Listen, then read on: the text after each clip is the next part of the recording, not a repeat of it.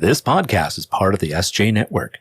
Go to s-j-network.com for more great podcasts and for contact information on publicist Steve Joyner. Hey, Henry, does the Sherpa know any guests who host a Matlock podcast? Funny you should ask. Today's guest, Jason Taylor, co-hosts Mad Talk, as well as the Three Geeks podcast. I didn't know you watched Matlock. Actually, I don't. I'm just looking for a new TV catchphrase for Dylan to work on. What catchphrases does he do? What's up, Doc? Lamont, you big dummy. To kiss Margaret. Lucy, you got some splaining to do. Cheeseburger, cheeseburger, cheeseburger. I get it now. Hey, Dylan, here's a podcast for you to listen to. I'm the master of my domain, you know. Live long and prosper. Attention, rebels of the Sherpalution. Today's podcast is being brought to you by Audible. You can get a free audiobook download and a 30-day free trial at www.audibletrial.com/Sherpa. There are over 180,000 titles to choose from for your iPhone, Android, Kindle, or MP3 player.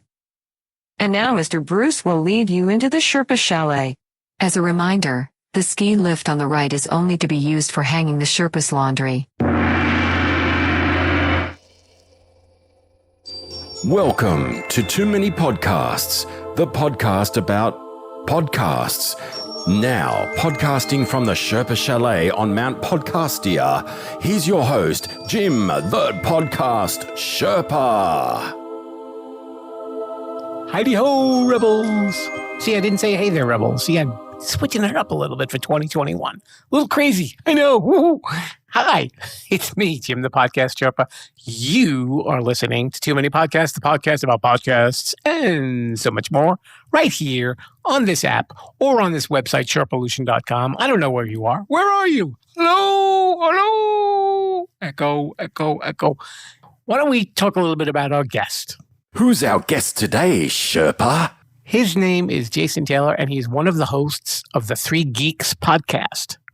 Well, I don't have the other two geeks, but that's okay.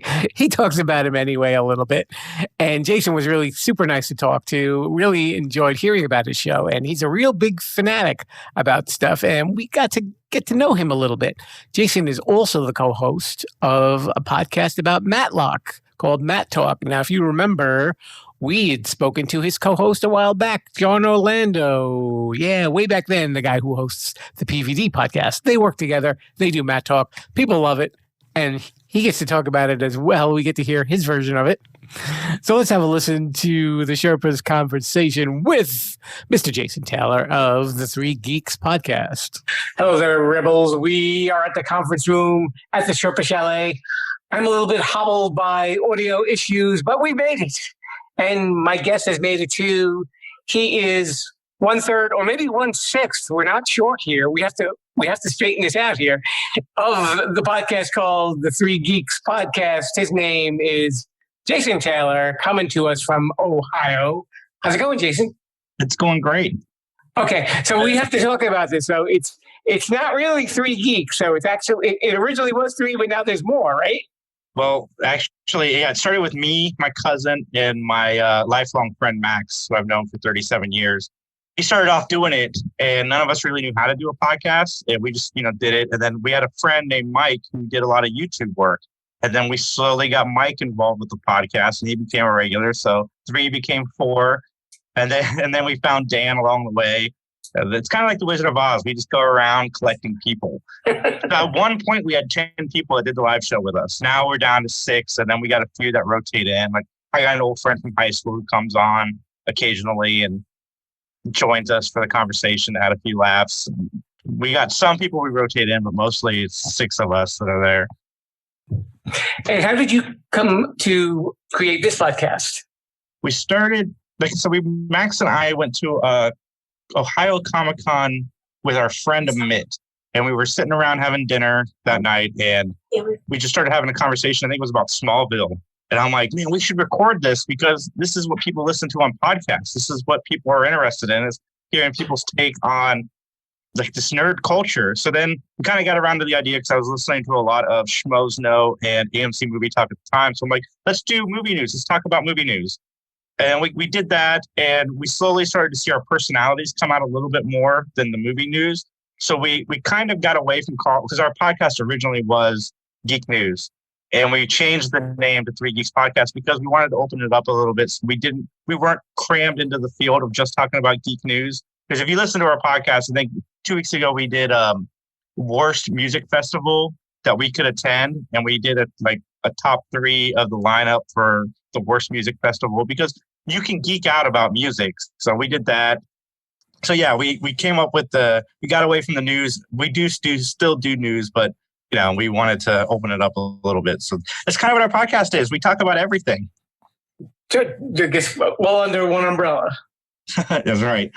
Okay, so now how did you end up with John Orlando to do the Matlock podcast? Max and Dan met John at Space. It's a comic book convention here in Columbus for independent artists, which is where we also met Brian Lau, who's an independent artist. We got to know John and Brian very, very well. And slowly, John would start collaborating with us. We do a game show on my buddy Mike's channel that I talked about called Remake Revolution, where each team pitches a remake of a movie and they compete against each other. It's a lot of fun. So slowly, we started working with John, and John and I's chemistry on the show has grown exponentially. That we used to goof on the Three Geeks podcast about Matlock. Ever since John joined, the guys would make fun of us about Matlock. Nobody under the age of 60 knows anything about Matlock except for the two of you. So when we would do our live shows, because we used to do live shows for Wizard World, we would ask the audience, have you guys ever heard of Matlock? And we would get a rounding applause. And then slowly when COVID hit, I said to John, I'm like, we've talked about it, man. Let's just do a Matlock podcast. And John's like, let's do it. Let's do it. We're going to do it. It's not going to last more than 2 episodes. Nobody is going to listen to us. We're going to do it. It's going to be fun. We did the first episode, and we were floored by the numbers. Better than the Three Geeks podcast ever did in their first 3 years. So then John's like, all right, we're now on episode 8. We've interviewed 2 of the actors from the show. And we've got a really strong following, and we just started getting fan mail to our email address this week. And John's ecstatic because Three Geeks, we've had fan mail, but it's never been super positive fan mail. Like we got one fan mail for Three Geeks that was, I really like your podcast. It's just too bad you got so many minorities on your podcast. Like that's the kind of feedback we would get. Like it'd be super positive, and then we would get hit with something negative at the end of the positive email. So Matt Talk has been a different experience because it's been nothing but positive from the crowd, and we really love it. Do you have a wide audience that listens to that Matt Talk? Matt Talk, we do. I thought it would be all older, but it's not. It's from, I'd say, 20 up. Mostly female is what I'm gathering from the Facebook actions, but we do get some men too. So I'd say it's about 60-40. But yeah, the audience is pretty ranged. And how did you first discover podcasting?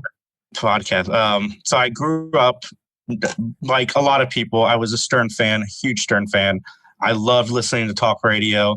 And one of the lessons I took from him that I use now, and a lot of people, they took the shock from him. Like that's what people learned from the Stern show was the shock factor. But for me, it was more about the camaraderie when he was in the room talking with the rest of the guys and the girls, just having normal conversations.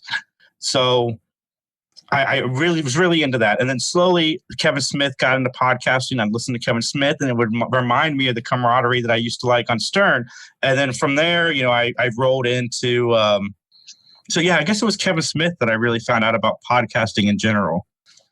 So you've been following podcasts for quite some time then? Yes, absolutely. I love talk radio. I even, I used to listen to 610, which is the local talk show network, and whether or not I agreed with the politics, I was sitting there listening to it because I was just so fascinated with talk radio. So what do you think is like the favorite part of doing Three Geeks? Hanging out with my friends. We have a rule. We're not allowed to talk to each other until we get to the live show. So like during the week, we don't talk. None of us talk to each other. So when we had the conversations on Sunday, it's all natural, and we're excited to see and talk to each other. And we talk about, like I said, anything. Yeah, it's just been one of our rules.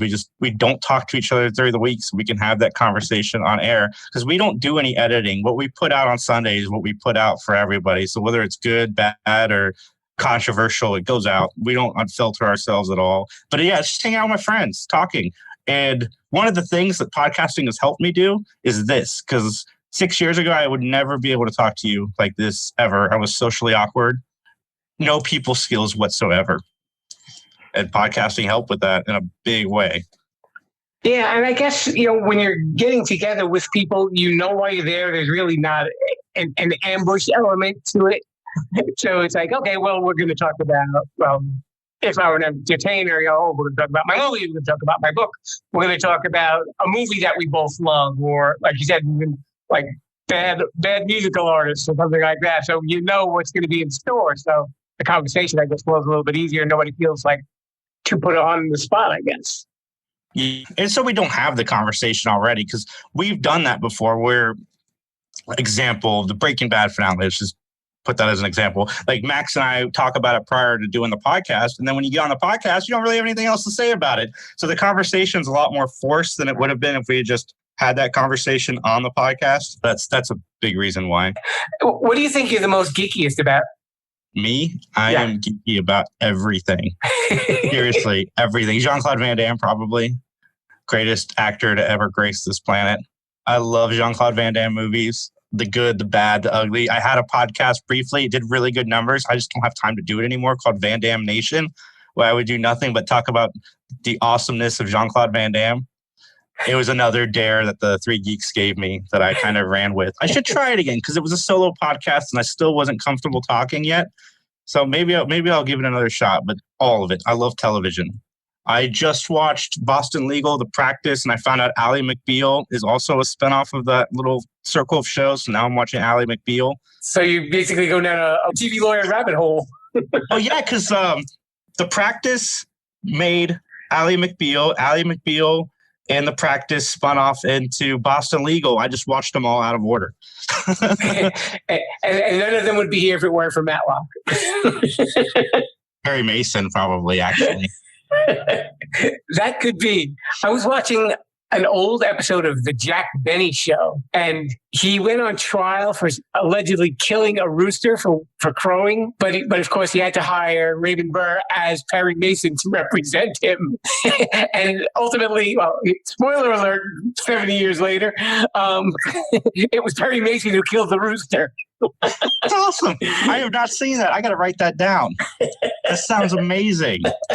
And Raymond Burr is hamming it up. I mean, a guy who's probably known for so much, dramatic roles with Perry Mason and Ironside. He's always had that kind of very flat, serious delivery. And he was just hamming it up and it's not the Raymond Burr that you'd probably be used to seeing on TV, Jason. I could put it to you that way.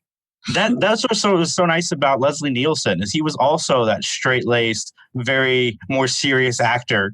And then when he started doing comedy, he kept that same personality, but now reading the ridiculous lines. I wish we had another guy like that now that could be that comedic element without being the goofy guy, if you know what I mean. Yeah, no, I would love to see Perry Mason doing something like that. I got to check that out for sure.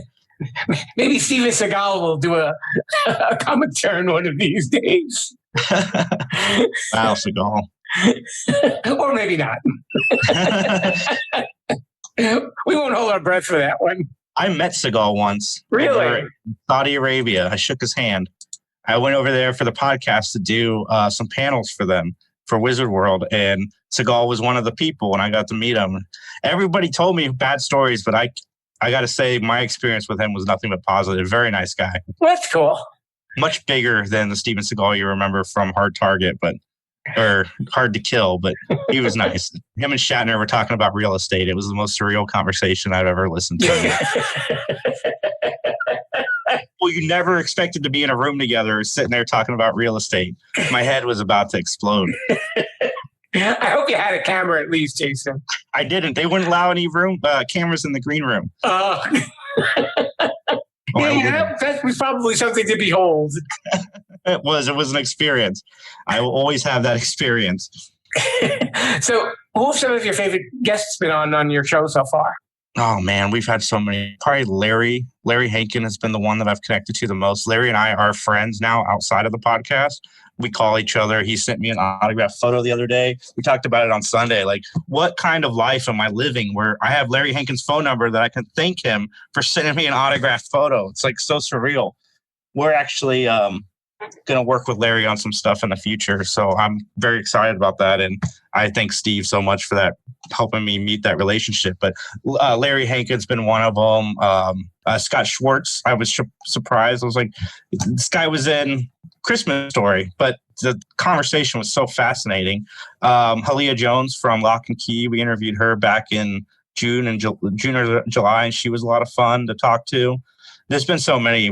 Michael Rooker was one of our first interviews, might be our first interview we've ever done, and he was super awesome as well. It's funny that you mentioned Larry Hankin because I had interviewed him, I think about 2 seasons ago, and I was given his number, and I called him up, and I said, "Oh yeah, I was given your number, and I have a podcast. And I was wondering if you like." And he just came so alive. He was like, "Podcasts! I love podcasts!" And he was a wonderful guest. He was my only 2-part interview to date so far because he just had so many stories to tell. And I think like even after he was talking for about an hour, he said, am I talking too much? I was like, go, do it. Tell me more. And he did not disappoint. It was just, the man has been in over like 180 movies and TV shows. So, there has to be stories that go along with that. Absolutely. We had him on in August, and then I reached out to him in October and said, "Hey, Larry, we want to have you on again." He goes, "Who is this?" I said, "Three Geeks Podcast, Jason." He goes, "Oh, the Three Geeks Podcast. I already did your show." "You want me on again?" "I'd love to come on again." "When?" I was like, "This Sunday." He's like, "This Sunday works. I'm not doing anything. COVID." So he came on again. He's coming on a third time next month to interview us. A different take, because we have so much more on Larry's career that we want to talk to him about. But yeah, he came up with the idea of interviewing us. So we're like, yeah, let's do that. That sounds awesome. I don't know how fascinating we are, but I'm not going to tell Larry Hankin no. I've been a fan of his since Friends. Yeah, his first TV show that he was on was That Girl in the 60s. And he said he didn't really remember too much of it because he said it was like just a small part. I know he was on Laverne and Shirley, the Breaking Bad spinoff. I started watching Family Ties, and I was partway through the first season, and sure enough, there's Larry Hankin. He's a prisoner in the jail cell. I texted him a photo. I'm like, "See, you're everywhere, man, everywhere."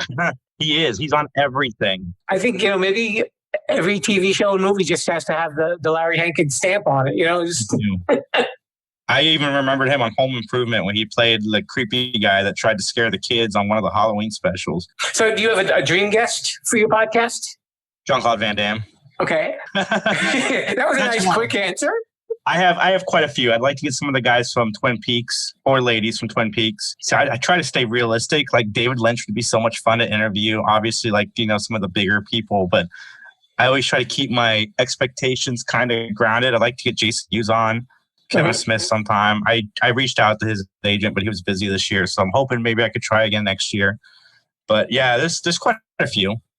I'd say Jean-Claude Van Damme is the big one for me. So since you mentioned Jean-Claude Van Damme a couple of times, we've got to grill you on Van Damme then, okay? What's your most favorite Van Damme movie? Death Warrant, probably. Death Warrant or Bloodsport. Okay. Death Warrant is not his best movie, but for some reason I like that movie. It's the same movie as all the other movies. They're all the same movie. But for some reason they work for me. I like Lionheart as well. He doesn't really take a big dramatic stretch, does he? He was in JCVD in the early 2000s, which was kind of a dramatic stretch, and that was a lot of fun to watch him do. It was probably his best acting. He's not really trying to act in a lot of his movies. I thought he was really good in Expendables 2.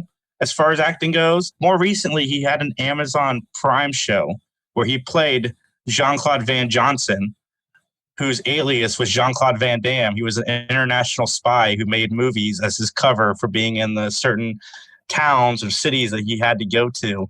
And the whole show was tongue-in-cheek. It was Ridley Scott was the producer of the show. If anybody out there has a chance to jump on Amazon and check out the Jean-Claude Van Johnson show, I highly recommend it because it's a lot of fun. Do you have a least favorite Jean-Claude Van Damme movie? Yeah, The Quest. I never heard that one. Bloodsport again. Just it had Rodman Moore in it too. I haven't seen that one in a long time. The one with Rodman's pretty bad too. There's quite a few bad ones. Do they just switch the titles out sometimes? Is that They do. It's paint by numbers. It's like Steven Seagal's catalog too. All of those guys. So what if some of your other guilty pleasures? I got a lot. Vanilla Ice as a musician is one of my guilty pleasures. His first album, I still listen to it on a regular basis. I really like Buffy the Vampire Slayer. It's one of my favorite shows of all time. Smallville is a show that I watched, even though it got really, really bad towards the end. I still watched all of it unapologetically. I have a lot of guilty pleasures. I like most stuff. Like, if we do this debate on the Three Geeks podcast, I'm the one person on there that likes most everything. Like, the only movie that I have not really enjoyed over the last 5 years was Independence Day 2. That's the only movie that like negatively made me angry. Why did it negatively make you? Oh, have you seen it? I don't think I have. No, I remember seeing the first one some time ago, but Yeah, it's so bad. It was so bad. It had the lesser Hemsworth in it, who can't act. It was really bad. Really bad. Lost is my favorite show of all time. It's one of my favorite geeky things. I got really into that show. I'd listen to all the podcasts on it. I theorized with my friends. None of it came true at all, but still, I tried. But no, I have a lot of stuff. it's good that you keep your mind open though for a lot of things. That's I think what happens sometimes. People sometimes will just limit themselves to one type of genre or maybe a certain type of actor, and they don't want to know about anything else. Mm-hmm. I just watched the newest Turtles movie, the Turtles Out of the Shadows. I love that movie. That movie everybody else hates. But for me, I'm watching it. And it's got Bebop and Rocksteady. It's like watching the animated series. Like, they took everything from the animated series and put it in this movie. So I don't understand why everybody hates it, because I think it's the animated show. I think it's great. But yeah, that's a good example of a guilty pleasure of mine, is that new Turtles movie, because I am the only person I know that likes that movie. And didn't one of the Turtles movies have Vanilla Ice singing on the soundtrack? Yes, the second one in the 90s. He did Ninja Rap. Robbie Van Winkle, right? That's his real. Yeah. That was his real. Didn't he end up being like a house flipper or something like that with a reality show? He flips houses now. And he's part of ICP. I don't like his new music. I want to make that clear. I only like that first album. But yeah, now he makes music with ICP, and he's still out there doing things. I'm just not a huge fan of what he's doing now. I mean, his house flipping shows seemed fine. I watched something where they showed his house, and he's got an elevator in his house, and his kitchen is like 24 karat gold. Or his toilet seat or something like that. Something in the bathroom was 24 karat gold. To me, that's ridiculous. And to know that it's off of one song. Yeah, that is kind of scary, isn't it? Crazy to me. But I guess he licenses it everywhere, so it must be where he's making his money. I could never understand having a gold toilet. Yeah, it's kind of like, well, I'm going to the bathroom in a tuba. So it's too much, man. If I ever won the lottery or got a huge ticket of money, I would live in the same house, or I'd probably move out. I live in my ex-wife's basement. We're roommates. Very fun situation. I would probably buy a house close by, but I wouldn't go overboard and, paint everything gold and platinum and diamond and put an elevator. That's too much. Put the money in a bank. I'm happy. Just give me this small little house for myself. Let me set up a podcasting studio and a nice car. I guess probably once they get that taste of fame, it's all about the show after a while. So you have to do it, I guess. They feel like it's an obligation. It's true. Because I guess if you think of like some of the most like extravagant maybe singers or actors or whatever that you've known, if like they did a documentary and they said, well, let's go to their house, and they lived in this little quiet house that was very conservatively decorated, you'd be like, well, wait a minute, why do they act that way? Yep, absolutely. They have high karate on their bathroom shelf. It's when you are not talking about geeky stuff or talking about Matlock, what are some of the podcasts that you like listening to? I have quite a bit. I really like what Wondery's doing with their true crime stuff. They have so many great podcasts. I get hooked on every single one of them. I think, they're the ones who did the Tiger King podcast before it got popular on Netflix. Uh-huh. And that was really, really good. I think that was actually better than the Netflix series, but everybody found the Netflix series. I listen to the Schmos Know show, the Schmodown. I find that a lot. Very, very entertaining. There's a podcast called The Top 10 where they do their weekly top 10 movies, and a lot of conversation, dialogue back to back. But one of my favorite podcasts is Prinze and the Wolf. It's Freddie Prinze Jr. and Josh Wolf. And Josh Wolf is a stand-up comedian. Freddie Prinze Jr. is the actor. And just the banter those guys have, it'll have you rolling for an hour. It is so funny. And they're on hiatus right now because they can't figure out how to record not in the same room with each other, because it's great because they're older and they don't do technology very well. But that's probably my favorite podcast to listen to because it always makes me smile. Oh, I've never heard of that one. That's a good recommendation. Check it out, Prinze and the Wolf. So I know you have, you have two things that you can use for your part of the show called Shameless Self-Promotion. Shameless self-promotion. And so you can let everybody know where they can follow you and reach you on both of the podcasts. So the floor is all yours, my friend. Oh, thank you. 3geeks.ninja. If you go there, you can find links to everything the 3 Geeks podcast does. PVD Cast, my buddy John, who I do Matt Talk with. The links to his podcast is also on the 3geeks.ninja website. And Matt Talk is also on the 3 Geeks. You can follow us on Twitter, Instagram, and Facebook at 3 Geeks Podcast. We're on YouTube. Kind of. We're trying to get more on YouTube, but YouTube views are so hard to figure out. But yeah, we're on YouTube, Anchor, iTunes, Stitcher, all of that fun stuff. Just type in 3 Geeks Podcast. We are everywhere right now, and we're trying to be more places. Let's clean your hearts. With YouTube, I know they're always trying to look for it. They always say that it's a certain kind of algorithm that seems to catch on with everybody, but you have to figure out what it is. Oh, man, YouTube's so complicated. I can't figure it out. Like, I can get hits everywhere else except for YouTube. Right. It's a hard market to crack into. All right, all you rebels listening out there, help them crack YouTube. His name is Jason Taylor. He's one of the hosts of the 3 Geeks podcast, and the other 2, 5, or 7 are not here. He's manning the ship alone. But I'd like to say thank you so much, Jason, for coming on down and spending some time. You're welcome. It's been fun. Hello there, Rebels. It's me, Jim the Podcast Sherpa, interrupting my own podcast to let you know about another podcast that I've worked on. It's a little mini-series, 5 episodes, called Too Many 80s Songs. And I didn't work on it alone. I got a lot of help with my buddy, Uncle Bruce. You know him better as Mr. Bruce, but it's Uncle Bruce. And me, Jim the Podcast Sherpa, with the 5-part podcast called Too Many 80s Songs. And we talk about what else? 80s songs. And it's just a lot of unscripted conversation, a lot of silliness, a little trivia, and a lot of music. So please check it out. New episodes debut Monday for 5 weeks through January and February. And you can hear all those songs exclusively on Spotify. That's the only place that's playing the Too Many 80s Songs show. Little hint, if you don't get to hear the songs in their entirety on Spotify, check my social media, Sherpalution, on Instagram, Twitter, and Facebook for the link to all the songs that we included and some that we didn't. If you're a big fan of 80s music and you've got a special 80s request or dedication, send it to me. And if we get enough requests, we're going to come back and do a special request and dedication show. Hope you listen. Hope you enjoy it. Thanks so much. Viva la Sherpalution. Be a rebel. Follow the show at Sherpalution on Twitter, Instagram, and Facebook. And now it's time for Sherpa Suggestions.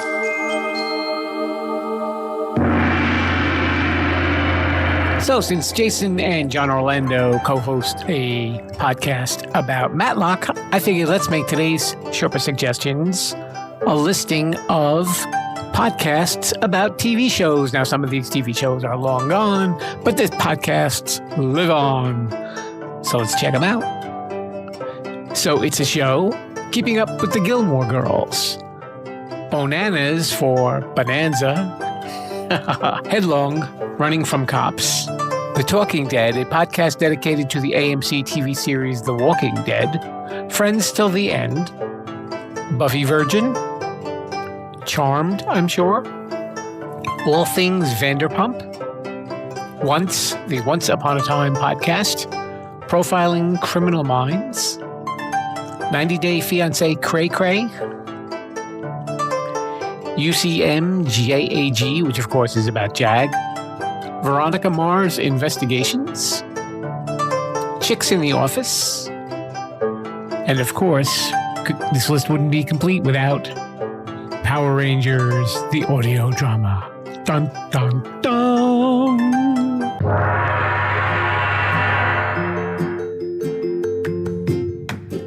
Thanks again to Jason Taylor for coming on down to the Sherpa Chalet and hanging out, and check out his podcast, The Three Geeks, or Matlock, because I'm sure we don't have to say it the right way. Matlock! Okay, that's better. I got that out of my system. So don't forget, Too Many Podcasts is on Wednesdays and Fridays for this season. I don't know what's going to be happening in season 6. We'll find out. There's only a few more episodes before we do the season 5 wrap-up. But definitely check it out and come back next week for some more fun and craziness in the Sherpa Chalet.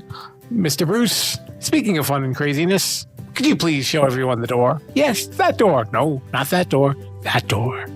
Okay. Just wanted to avoid a lot of confusion. The other door, well, that was a closet, so that could have been problems. All right. Bye, everybody. Viva la Sherpalution. Thanks for listening to Too Many Podcasts. Please disperse. You can go home now. I said you can go home now. Viva la Sherpalution. Viva la Sherpalution. Oh. Yell, come back now, you hear?